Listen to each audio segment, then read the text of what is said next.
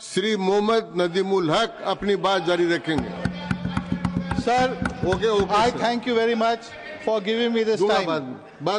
Please no जबर भी देखा है, तारीख की नजरों ने, लम्हों ने खता की थी, सदियों ने सजा पाई। सर, मोहतरम चेयरमैन साहब, प्लीज, आज मैं जिस बिल पर गुफ्तगू के लिए खड़ा हुआ हूं, ये सिर्फ कोई कानूनी मसूदा नहीं है, बल्कि ये हमारे मुल्क की तामीर, हमारे कॉन्स्टिट्यूशन की रूह और एक निहायती पुरानी रवायत से जुड़ा हुआ मुस्तकबिल का मामला है। मैं आज इस ऐवान के सामने एक ऐसे फिक्रमंद हिंदुस्तानी की हैसियत से खड़ा हूं जिसे अपनी मां जैसी सरजमीन के हर शहरी से मोहब्बत है और जिसके दिल में ये सवाल है कि क्या हम उन रवायतों को भुला सकते हैं जिन्होंने हमें एक देश एक कौम बनाया है।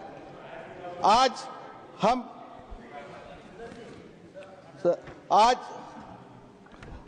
हम जिस वक़्फ़ तरमीमी बिल पर गुफ्तगू कर रहे हैं, ये मामला सिर्फ मुसलमानों से वाबस्ता नहीं है, बल्कि ये पूरे हिंदुस्तान के समाजी तवाज़ुन और शहरी तहजीब से जुड़ा है। सर, जिस बिल को हुकूमत लाना चाहती है वो हमारे फंडामेंटल राइट्स को शदीद नुकसान पहुंचाता है। हमारी बुनियादी बात यह है कि ये सिर्फ एक मजहबी मसला नहीं बल्कि एक कॉन्स्टिट्यूशनल इशू भी है। मैं एक बार फिर कहूँगा, ये एक निहायत अहम और संगीन आईनी मसला भी है।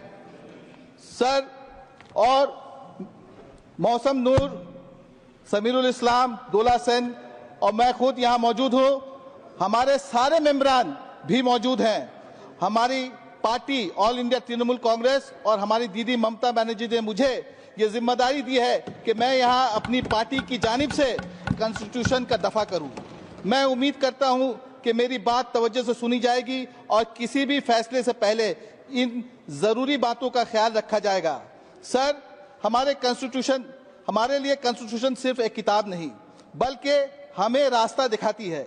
यही फ़र्क है आज की सरकार और हमारे नज़रिए में, और यही वजह है कि हम भारत के आइन की हिफाजत के लिए अपना आखिरी कतरा खून भी देने को तैयार है। सर, वक़्फ़ तरमीमी बिल 2025 में कई संगीन खामियां मौजूद हैं। इसमें कानूनी ज़ाब्तों में खिलाफ वर्जियाँ हैं, आइनी उसूलों की पामाली है और ये एक गैर मुनासिब कदम है। इस बिल में बहुत सारे गैर मंतकी फैसले हैं। इसमें किसी भी तब्दीली की वाज़ेह तौजीह नहीं है और सबसे बढ़कर ये अक़लियतों के हुकूक को पामाल करता है। यहाँ तक कि ये बेसिक स्ट्रक्चर ऑफ कॉन्स्टिट्यूशन के खिलाफ है, एंटी फेडरल है और फंडामेंटल राइट्स की भी खिलाफ वर्जी करता है। सर, मैं अपनी बात 10 पॉइंट में कहूँगा। पहला पॉइंट, उम्मीद। वक़्फ़ दरअसल सदका जारिया है, यानी ऐसी खैरात जो हमेशा के लिए हो, और लेकिन ये बिल वक़्फ़ की पहचान को कमज़ोर करता है और इस बात को रीडिफाइन करने की कोशिश कर रहा है कि वक़्फ़ क्या है। ये हुकूमत इस फैसले के नतायज को समझने में नाकाम है।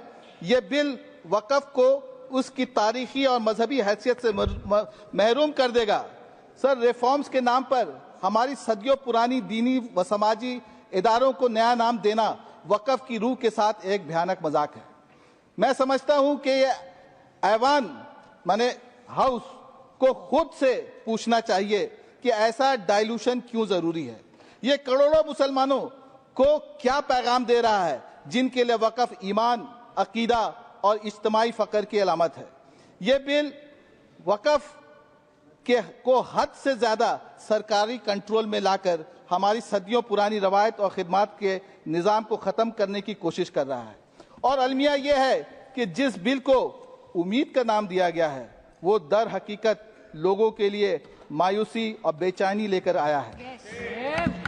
हमको उनसे वफा की है उम्मीद जो नहीं जानते वफा क्या है।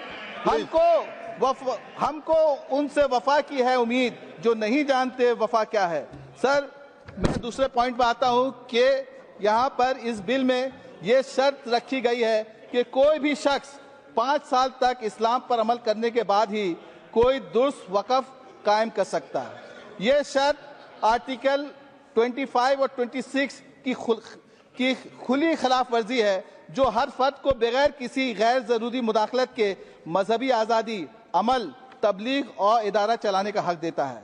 हैरत की बात यह है कि पाबंदी सिर्फ मुसलमानों पर लागू होती है, जबकि हिंदू, सिख और ईसाई चैरिटीज पर ऐसी कोई शर्त नहीं है।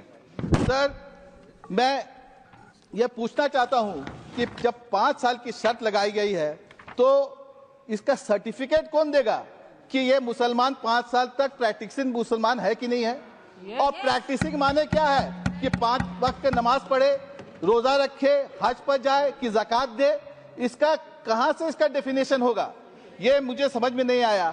और जेपीसी में जब ये बात उठी, जहां का मैं भी मेंबर था, तो जेपीसी ने अपने आखिरी जो रिकमेंडेशन में इसको और कह दिया कि ना सिर्फ प्रैक्टिसिंग होना होगा बल्कि उनको डेमोन्स्ट्रेट भी करना होगा कि वो प्रैक्टिसिंग मुस्लिम है। तो सर, क्या अब एक मुसलमान को किसी अथॉरिटी के पास जाके रजिस्टर करना होगा क्या, ताकि उसके मुसलमान होने का रिकॉर्ड रखा जाए? तो ये मुकम्मल तौर पर अनकॉन्स्टिट्यूशनल है सर, और आर्टिकल 14 की खुली खिलाफवर्जी है, जो कहता है कानून के सामने सब बराबर है और बराबरी के दरमियान इम्तियाज नहीं किया जा सकता। मुसलसल जहर घोला जा रहा है, सरासर झूठ बोला जा रहा है, तराजू है तवाजुन में नहीं। जब शब्द निकाल दीजिए सर, झूठ शब्द निकल गया। अच्छा ठीक है सर। मुसलसल जहर घोला जा रहा है, सरासर असत्य बोला जा रहा है, तराजू है तवाजुन में नहीं, जब बराबर कैसे तोला जा रहा है? सर, मैं तीसरे पॉइंट में आता हूं, ओरल वकफ और वकफ बाय यूजर पर। सर, इस बिल के तहत यह लाजमी करार दिया गया है कि हर वकफ के लिए तहरीरी दस्तावेज यानी फॉर्मल डॉक्यूमेंटेशन होना जरूरी है। यह शर्त सदियों से राइज जबानी वकफ और वकफ बा इस्तेमाल के उसूलों को मुकम्मल तौर पर खारिज कर देती है। मुस्लिम फिक ने हमेशा इस बात को तस्लीम किया है कि जबानी ऐलान से भी वकफ कायम किया हो सकता है, और ऐसी जमीनें जो अवामी तौर पर मसाजिद, कब्रिस्तान या मदरसे के तौर पर इस्तेमाल होती रही हैं, वो भी वकफ के दायरे में आ जाती हैं। इस हकीकत को नजरअंदाज करके ये कानून हजारों ऐसे मौजूदा औकाफ को खत्म कर देगा जिनके पास कागजी सबूत मौजूद नहीं है। इस तब्दीली से न सिर्फ तनाजात पैदा होंगे बल्कि कम्युनिटी प्रॉपर्टी का नुकसान भी रातों रात हो सकता है। ऐसी तारीखी मस्जिद, कब्रिस्तान और तालीमी इदारे जो शायद कभी सरकारी तौर पर रजिस्टर्ड ना हुए मगर नस्लों से आवाम की खिदमत कर रहे थे, अब वो अपनी कानूनी हैसियत से महरूम हो जाएंगे। ये और कुछ नहीं बल्कि एक कल्चरल वैंडलिज्म है। मैं अपने चौथे पॉइंट पर आ रहा हूं सर, कि इस बिल में वक्फुल औलाद को इस तरह पेश किया गया जैसे ये सिर्फ एक वरासती चाल हो, जबकि हकीकत ये है कि ये एक नाकाबिली वापसी और नेक नियति पर मुबनी अतिया होता है, जो शरीयत के उसूलों के तहत वाकिफ को ये हक है देता है कि वो अपने बेनिफिशियरी का इंतखाब खुद करे। तो मेरे हिसाब से ये मुदाखलत अननेसेसरी है। मैं 5वें अपने पॉइंट पर आता हूं, डिजिटल निज़ाम और वामसी पोर्टल। इस बिल में वक़फ़ इमलाक को डिजिटाइज करने के लिए वामसी पोर्टल के इस्तेमाल की बात की गई है, लेकिन हकीकत यह है कि रजिस्ट्रेशन में ताख़ीर, पोर्टल हमेशा क्रैश होता रहता है और दीगर तकनीकी मुश्किलात आम मसला है। सर, अब यह सवाल है कि हम अपनी मजहबी जायदादों के मुस्तकबिल को इस नाकिस निज़ाम पर कैसे छोड़ सकते हैं? क्या आप कहना चाहते हैं कि सिर्फ वही वक़फ़ तस्लीम किया जाएगा जो 6 महीने में रजिस्टर्ड हो जाए, और जो ना हो सकेगा तो उसका क्या हाल होगा? क्या वो हमेशा के लिए गैर कानूनी हो जाएगा? सब मंत्री जी बैठे हैं, जब ये जवाब देंगे तो इस पर थोड़ा अगर वाजा कर दें तो मैं इनका शुक्रगुजार हूँगा। मैं 6ठे पॉइंट पर आ रहा हूँ सर, कि वक़फ़ बोर्ड और हमारे सेंट्रल वक़फ़ काउंसिल के कंपोजिशन पर। इस बिल का मकसद मरकजी वक़फ़ काउंसिल और रियासती वक़फ़ बोर्ड में मुसलमानों की नुमाइंदगी कम करना है। सर, सेंट्रल वक़फ़ काउंसिल में 22 में से 12 और स्टेट वक़फ़ बोर्ड में से 11 में से 7 अरकान अब गैर मुस्लिम हो सकते हैं। सीओ भी, जो सीओ होता है वो भी गैर मुस्लिम हो सकता है, लेकिन ये ज़रूरी है कि उसको वक़फ़ के लॉ से या जो जुरिस्प्रूडेंस है वक़फ़ का, उससे उसको वाकिफ होना ज़रूरी है। इसके अलावा कई ओहदों से मुसलमान होना लाजमी की शर्त भी हटा दी गई है। ये एक वाज़ा कोशिश है कि मुसलमानों का अपनी ही मजहबी इमलाक पर अख्तियार कम किया जाए और इंतजामी अख्तियार को सेंट्रल कंट्रोल के मातहत लाया जाए। सर, दिलचस्प बात यह है कि जब यह बिल लोकसभा में इंट्रोड्यूस किया गया था तो उसमें एक बड़ी ड्राफ्टिंग की गलती रह गई थी। उसमें लिखा हुआ था कि any member who is a non Muslim will be disqualified. तो यानी हुकूमत ने बिल पेश करने से पहले अपना होमवर्क ठीक से नहीं किया और ये गलती हम लोग जेपीसी में जाकर के पकड़े। इसलिए जरूरी है ऐसे बिल्स को पार्लियामेंट्री कमेटियों में भेजा जाए ताकि ठीक से स्क्रूटनी किया जाए। आप सब जानते हैं सर 10 में से 7 बिल स्क्रूटनी में जाते थे, अब सिर्फ 2। सर, इस बिल में ख्वातीन की नुमाइंदगी का जिक्र किया गया है, मगर हकीकत यह है कि ख्वातीन पहले से ही वो सेंट्रल वक्फ काउंसिल में वो मेंबर हैं और स्टेट वक्फ बोर्ड में भी मेंबर हैं। कहा जा रहा है कि उनको यहाँ पर उनको प्रावधान किया जा रहा है, लेकिन सर यहाँ पर मेरे पास ये एक्ट की किताब है और इसमें 4 फरवरी 2009 में जो कंपोजिशन है उसमें मैं 3 नाम पढ़ रहा हूँ। डॉक्टर दरख्शा अंद्राबी जम्मू से, डॉक्टर मिसेस सैयद तस्वीर नसरीन कलकत्ता से और श्रीमती मुनव्वरी बेगम तमिलनाडु से। तो ये तो पहले से है, ये महिला तो पहले से वक्फ सेंट्रल वक्फ काउंसिल के मेंबर है, फिर आप क्या रिजर्वेशन हम लोग को दे रहे हैं कि ये बोल करके ये है। वो तो हमारी पार्टी देती है सर, 39% वीमेन एमपीज वो हमारी पार्टी के पास है, 14% में लेकर के इतनी बड़ी बड़ी बात कर रहे हैं कि हम रिजर्वेशन दे रहे हैं। सर, इस बिल में ये भी चेंज किया गया, जो इलेक्टेड बॉडी थी, बहुत सारे इलेक्ट होके आते थे, अब सिर्फ नॉमिनेट होके आएंगे, अपॉइंट होके आएंगे। तो ये आर्टिकल 26 की खिलाफ वर्जी है सर, जो हर मजहबी ग्रोह को अपने मजहबी मामलात में खुद चलाने का बुनियादी हक देता है। सर, ये क्लॉज मुकम्मल तौर पर अनकॉन्स्टिट्यूशनल है। इस बिल में बोहरा और आगा खानी कम्युनिटी की भी बात शामिल करने की गई है। जेपीसी में सर बोहरा लोगों ने आकर के अपना डिपोजिशन दिया था और उन्होंने साफ साफ कहा कि हम लोग इस एक्ट के तहत कहीं भी नहीं रहना चाहते, हमारा अपना निजाम है। अब जबरदस्ती उनको ला करके आप उसको बना रहे हैं जो खुद मेंबर नहीं बनना चाहते। मैं अपने 7 पॉइंट पर आता हूं सर, लिमिटेशन एक्ट पर। यह बिल लिमिटेशन एक्ट 1963 को वक्फ इमलाक पर लागू करता है और मौजूदा कानून क्लॉज 107 को मुकम्मल तौर पर खत्म कर देता है, जो अब तक वक्फ को इस एक्ट से एग्जेम्प्ट करार देती थी। क्लॉज 107 को हटाकर कॉन्स्टिट्यूशन के आर्टिकल 14, 15 और 26 की सरी खिलाफ वर्जी है। लिमिटेशन एक्ट एक आम कानून है और इसे वक्फ जैसे मखसूस मजहबी कानून पर लागू करने से इनक्रोचर्स वक्फ के जमीनों पर एडवर्स पोजीशन के जरिए मिल्कियत का दावा कर सकेंगे। ये कानून वक्फ के दायमी तस्वुर यानी हमेशा के लिए दीनी और फलाही मकसद से वक्फ की गई जायदादों की बुनियादी नजरिए को तोड़ता है। मजीद तशवीश की बात है कि वक्फ इमलाक जैसा कि मसाजिद, कब्रिस्तान, मदारिस वगैरह अब तक रियासती हुकूमत के दायरे अख्तियार में थे, लेकिन ये बिल उन्हें मरकजी हुकूमत के मातहत लाने की कोशिश करता है, यानी स्टेट वक्फ बोर्ड को बाईपास किया जा रहा है। ये एक एंटी फेडरल कदम है सर और सेंट्रलाइजेशन ऑफ पावर। इस बिल में क्लॉज 108A भी शामिल किया गया है, जो सेंटर को यह अख्तियार देता है कि वो जमीन से ताल्लुक कानून बना सके। सर, हम लोग सबको मालूम है कि land is a state subject, खा स्टेट के दायरे में ही क्यों ना हो।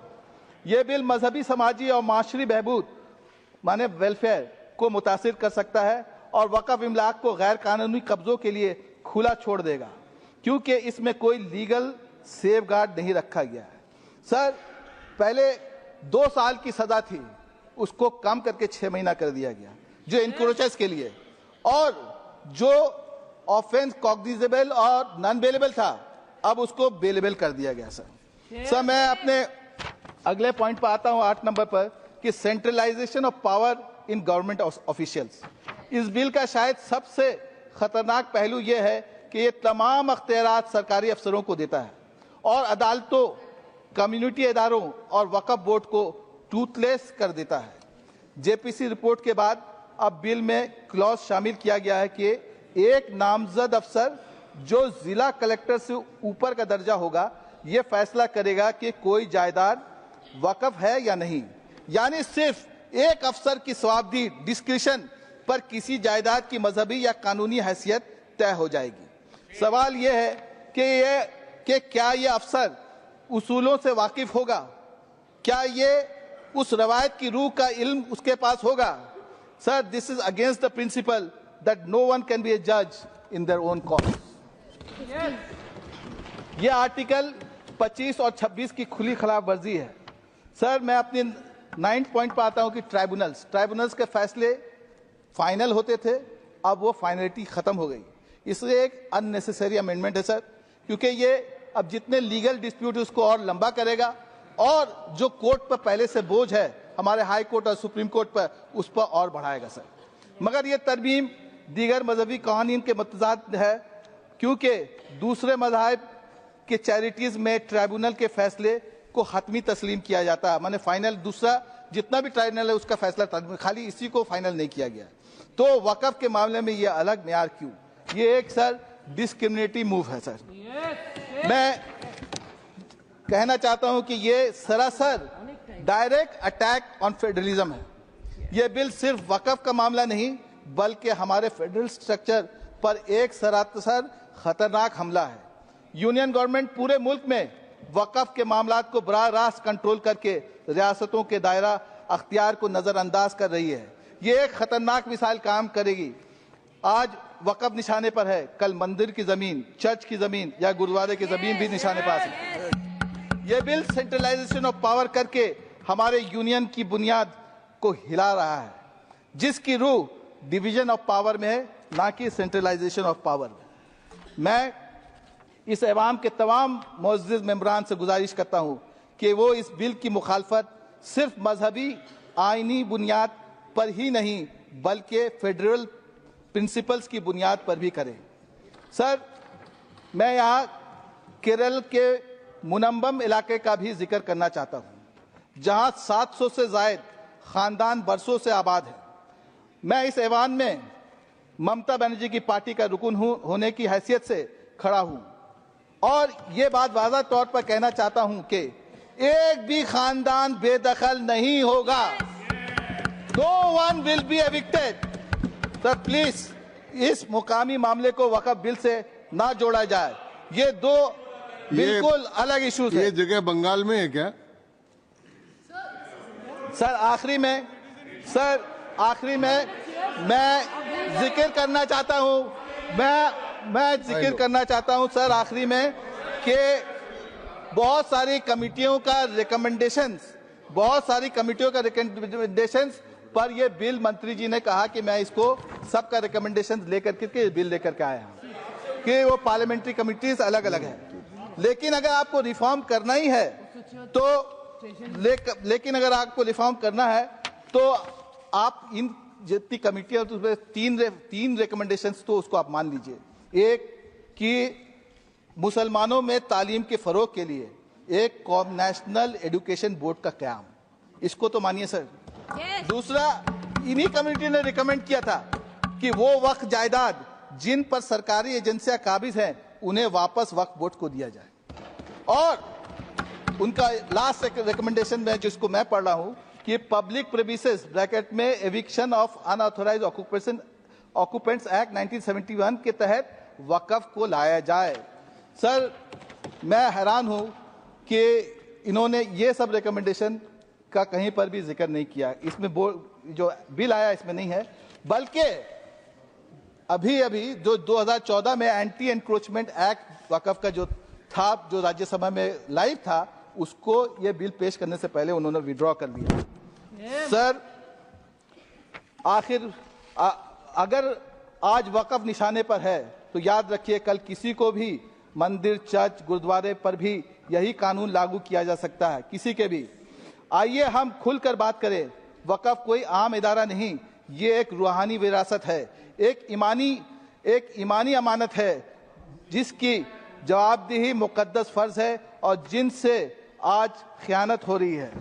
सर, मैं इस मुअज़्ज़िज़ ऐवान से पुरखुलूस अपील करता हूँ, इस बिल को मुकम्मल तौर पर मुस्तरद कर दिया जाए। अगर इस्लाह करना, अगर रिफॉर्म करना है तो मिल्लत के एतमाद, मशवरे और शराकत के साथ की जाए, ना कि ज़बरदस्ती। ये बिल सिर्फ मुसलमानों का मसला नहीं बल्कि हमारे सेक्युलरिज्म, हमारे कॉन्स्टिट्यूशन और हमारी डेमोक्रेसी का इम्तहान है। ये मत भूलिए कि तारीख सब याद रखती है और यकीनन तारीख याद रखेगी कि हमने इस मौके पर इंसाफ का साथ दिया या खामोशी अख्तियार कर ली। सर आइए,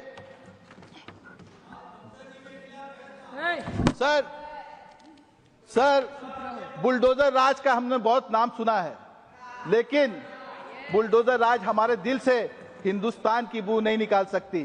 सर मैं कह सकता हूं कि हमारे पुरखों की कब्रें यहाँ हैं, हमारी भी होगी, हमारे बच्चों की भी होगी। मजहब नहीं सिखाता आपस में बैर रखना, हिंदी है, हम वतन है, हिंदुस्तान हमारा। सर इस मुल्क को डिवाइड करने की कोशिश की जा रही है, इस मुल्क को डिवाइड करने की कोशिश की जा रही है। मैं आम तौर पर किसी शख्स को ज्यादा अहमियत नहीं देता हूं, लेकिन चूंकि वो बंगाल में अपोजिशन लीडर हैं इसलिए उनका जुमला दोहराना चाहता हूं। वो कहते हैं जो हमारे साथ हम उनके साथ, सबका साथ सबका विकास बंद करो। मैं रिपीट करता हूं सर, जो हमारे साथ हम उनके साथ, सबका साथ सबका विकास बंद करो। तो मंत्री जी और सबसे मैं पूछना चाहता हूं, क्या आप उनका साथ देते हैं? सर कहां गया आपका सबका साथ सबका विकास? मैं पूछना चाहता हूं सर 272 का पावर चाहिए लोकसभा में एक बिल पास करने के लिए। 400 पार का नाम सुना था सर, 350, 300, 272 भी नहीं हुआ, 240। और अभी सबका उसमें सबका साथ लेकर करके वो बिल ये पास कर करके जो आया है, इसके तहत सर मैं ये कह सकता हूं कि बहुत बार यहाँ के लोग मोदी जी और शाह जी ने बंगाल में जाके रैलियां की हैं, मगर बंगाल ने उन्हें मुस्तरद कर दिया। और 2026 में भी यही होगा, क्योंकि यूनिटी इन डाइवर्सिटी की मिसाल है बंगाल, और वहां पर ये है। सर मैं अपना बस चंद लाइन करके अपने खत्म करता हूं सर, मुझे मौका दीजिएगा सर। 3 मिनट है आपको मैंने रोका नहीं, शुक्रिया टोका भी नहीं। The Waqf bill is not just about property or governance, it's about dignity, it's about identity, and it's about whether we will let our rights be rewritten by those who see us as mere footnotes in this nation's story. When institutions that have stood for centuries serving education and welfare are suddenly questioned, when our places of worship and our sacred lands are put under the scanner while others remain untouched, we must ask who gets to decide how much is enough. We do not owe explanations for our presence, for our heritage, for our existence. This land is ours as much as anyone else. Our history, our contributions and our rights are not up for negotiation. The Constitution does not ask how much we belong, it guarantees that we do. अगर खिलाफ है होने दो, जान थोड़ी है, ये सब धुआं है, कोई आसमान थोड़ी है।